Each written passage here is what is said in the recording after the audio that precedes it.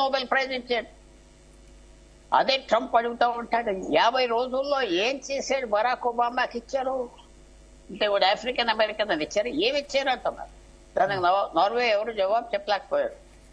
So అది అలా ఉండగా సీజ్ ఫైర్ అనేది కొన్ని రోజులు వెళ్తాదా, 10 రోజులు వెళ్తాదా, 50 రోజులు వెళ్తాదా చెప్పలేము. కానీ ప్రస్తుతం అది ఒక పెద్ద వరల్డ్ వార్ అయిపోతాదని అవ్వలేదు కదా.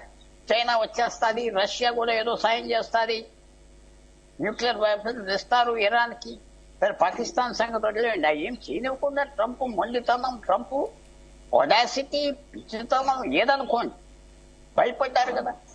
ఏ యుఎస్ ప్రెసిడెంట్ టీవీ మీద వచ్చి ఆయతుల్లా ఖమేనీకి నువ్వు ఎక్కడ ఉంటున్నావు నాకు తెలుసు, నేను ఇప్పటి వరకు చంపలేదు, జాగ్రత్తగా ఉండని టీవీ మీద అన్నాడు. అంటే పుల్లారావు గారు, ఇప్పుడు పాక్ భారత్ యుద్ధం ఆపానని ప్రకటించిన ట్రంప్ భంగపడ్డారు. మళ్ళీ ఇప్పుడు ఇరాన్ ఇజ్రాయెల్ యుద్ధాన్ని నేనే ఆపానని అంటున్నారు. ఎలా చూడొచ్చు?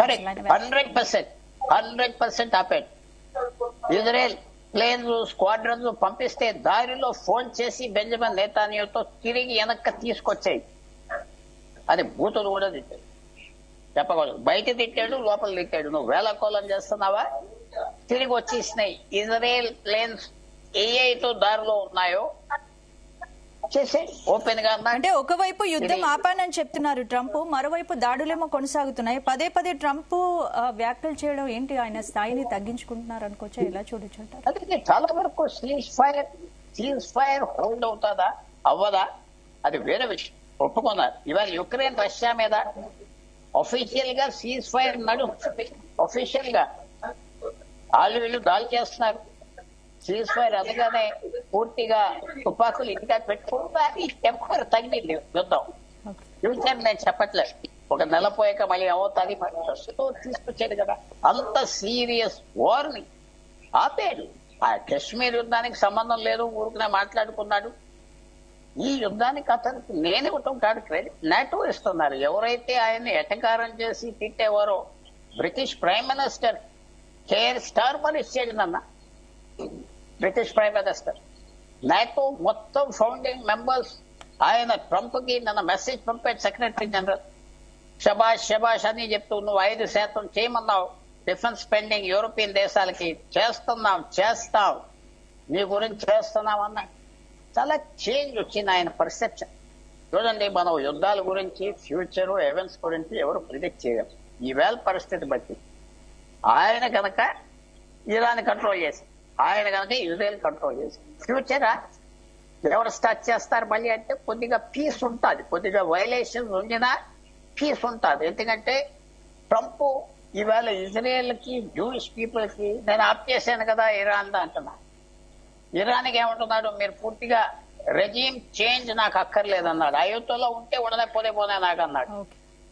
గవర్నమెంట్ కంటిన్యూ అవనే అన్నాడు. చైనాను కూడా లక్కుని వచ్చాడు.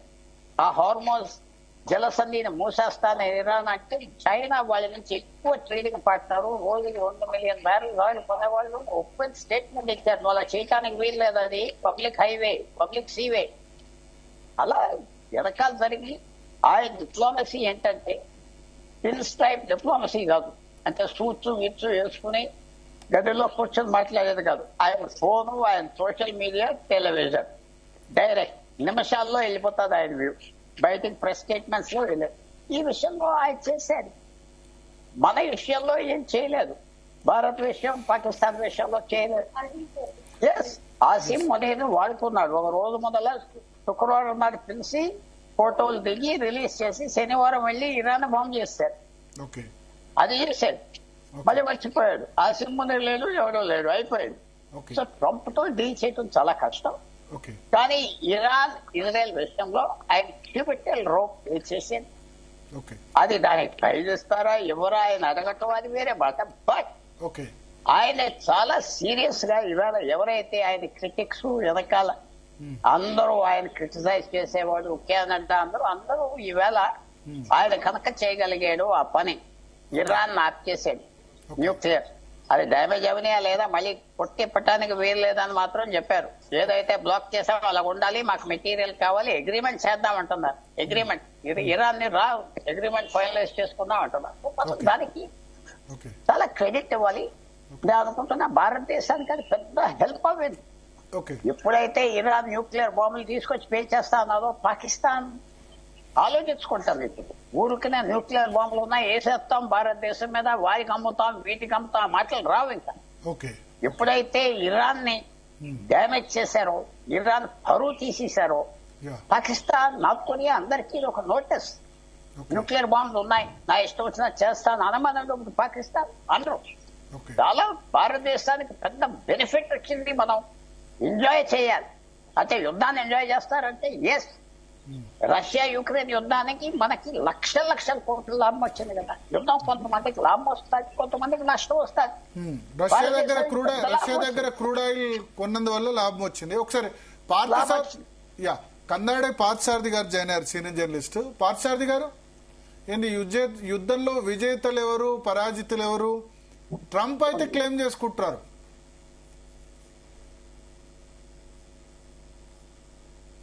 అన్మ్యూట్ చేసి మాట్లాడండి. ఇప్పుడు ఇందాక మన గురుగారు చెప్పినట్లు యుద్ధానికి ట్రంపే విజేత. ఒక రకంగా చూస్తే ట్రంప్ అటు ఇరాను నువ్వు అణ్వాయుధాలు చేయడానికి వీల్లేదు, నువ్వు ఒకవేళ ముందుకు వెళ్తే మేము దాడి చేస్తామని చెప్పి దాడి చేసి చూపించాడు. అటు తర్వాత ఇటు ఇజ్రాయెల్ ను కూడా నువ్వు అతిగా ప్రవర్తిస్తే వీలు కాదని చెప్పి కూడా ట్రంప్ గట్టి హెచ్చరికలే జారీ చేశాడు. కాబట్టి ఒక రకంగా చూస్తే ట్రంప్ అటు ఇరాన్ ను తను అనుకున్నది తాను చేయడము, నువ్వు నీ ఇష్టం వచ్చినట్టు చేస్తే నేను ఊరుకునేది లేదు అని చెప్పడము, అట్లనే శాంతి కూడా కావాలని వెంటనే దానికి సంబంధించిన ఏర్పాట్లు చేసుకోవడం, ఇటు ఇజ్రాయెల్ ని కంట్రోల్ చేయడం వల్ల నేను ఈ మొత్తం సిచ్యువేషన్ కి కంట్రోల్ చేస్తున్నానని ట్రంప్ ఖచ్చితంగా ప్రదర్శించగలిగాడు. ఒక రకంగా ట్రంప్ ఈ మొత్తం వ్యవహారాన్ని జాగ్రత్తగా నడిపి ఆ విజయాన్ని తన ఖాతాలో వేసుకున్నాడనే మనం అనుకోవచ్చు ప్రస్తుతానికి. ఓకే. సో అంటే నోబెల్ శాంతి బహుమతికు అర్హుడా ట్రంప్ అంటే ఏం చెప్తారు? అంటే ట్రంప్ నోబెల్ శాంతి బహుమతి కోరుకుంటున్నాడు అన్న విషయము అది పూర్తిగా ఆయన దాన్ని రాజకీయంగా వాడుకుంటున్నాడా లేదా గతంలో ఆయనే చెప్పాడు నాకు ఎందుకు ఇవ్వరు అని అన్నాడు. అదే అంటే ఆయన అన్నది వ్యంగ్యంగా కొన్ని మాటలు మాట్లాడాడు. మొట్టమొదటిసారి ట్రంప్ ఈ నోబెల్ శాంతి బహుమతి గురించి మాట్లాడినప్పుడు ఒబామా ఎన్నో యుద్ధాలని ఆపాడని చెప్పి ఆ రోజు ఆయనకి నోబెల్ శాంతి బహుమతి ఇచ్చారు. నేను నా మొదటి టర్మ్ లో చాలా యుద్ధాలను ఆపాను, నేనే గాని ఉంటే ఈ రోజు యుక్రెయిన్ రష్యా యుద్ధం జరిగేది కాదు, నేను భారత్ పాకిస్తాన్ యుద్ధాన్ని కూడా ఆపాను, ఇప్పుడు ఇరాన్ ఆపాను అని. ఉక్రెయిన్ రష్యా ఆపుతారని చెప్పిన తర్వాత రోజే రష్యా అటాక్ చేసింది, మళ్ళీ ఉక్రెయిన్ అటాక్ చేసింది. అదేనండి ఇక్కడ ఆయన తీసుకున్న నిర్ణయాలు ఏవైతే ఉన్నాయో ఆ నిర్ణయాలకి గతంలో మీరు ఒబామాకి ఇచ్చారు, ఆయన ఇంకొక పదం వాడాడు ఆ రోజు. వాడినప్పుడు ఇదే లిబరల్ పార్టీలకు సంబంధించిన వాళ్ళైతే ఒబామాకి వీళ్ళు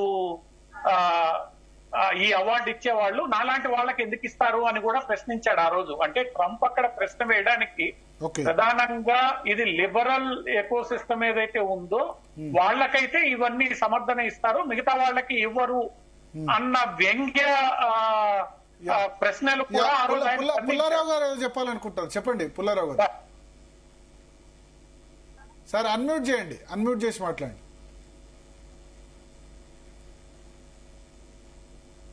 సార్ రావట్లేదు మీ వాయిస్ పుల్లారావు గారు. Vladimir Putin Russia Donald Trump మాటే మర్యాద ఇస్తున్నాడు.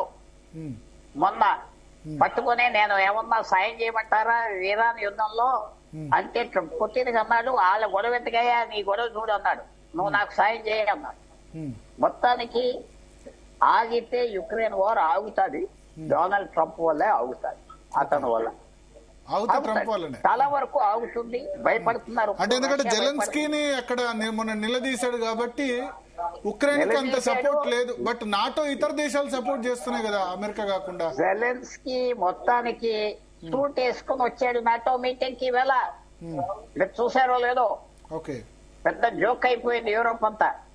ట్రంప్ ముందర సూట్ లేకుండా వస్తే ఏమవుతుందో ట్రంప్ ముందర 10 సంవత్సరాలు బట్టి ఆ సూట్ వేసుకొని రిబల్ సూట్ వేసుకొని వచ్చాడు. ఓకే. యునానిమస్. ఇప్పుడు ఒకటి భరత్ గారు, హీరోస్ అనేవాళ్ళు రాజకీయంలో టెంపరీగా హీరోస్, తర్వాత మర్చిపోతాం. ఈవేళ ఆయన hero. After 1 year God knows. Okay. Okay. So thank you. I just wanted to thank you Pullarao garu. Thank you సారథి గారు, ఫైనల్ గా ఇప్పుడు ఎవరికి ఎక్కువ డ్యామేజ్ జరిగింది, Israel? Yeah, thank you Pullarao గారు. సారథి గారు చెప్పండి. ఫైనల్ గా ఇప్పుడు మన భారతదేశానికి ఏంటి, ఇజ్రాయెల్ ఇరాన్ వార్ ద్వారా మనకు లాభం జరిగిందా, నష్టం జరిగిందా, మనం ఎటువైపు ఉన్నాం? మనం న్యూట్రల్ గానే ఉన్నట్టు అనిపించింది. కొంత ఆయిల్ ప్రైజెస్ స్పైక్ అయినా మళ్ళీ వెంటనే ఇమీడియట్ గా డౌన్ అయింది. అంటే భారతదేశ వైఖరి ఈ ఇజ్రాయెల్ ఇరాన్ యుద్ధంలో తటస్థ వైఖరి అండి. భారతదేశం 2 దేశాలతో మంచి సంబంధాలు కలిగి ఉన్న దేశం. ఆ 2 దేశాలని భారతదేశం ప్రధానమంత్రి స్వయంగా మాట్లాడారు, విదేశాంగ శాఖ మంత్రి స్వయంగా మాట్లాడారు. ఆ 2 దేశాలు ఉద్రిక్తతలు తగ్గించుకోవాలని చెప్పి భారతదేశం కోరింది. అదే రకంగా భారతదేశం ప్రకటన కూడా గుప్పించింది.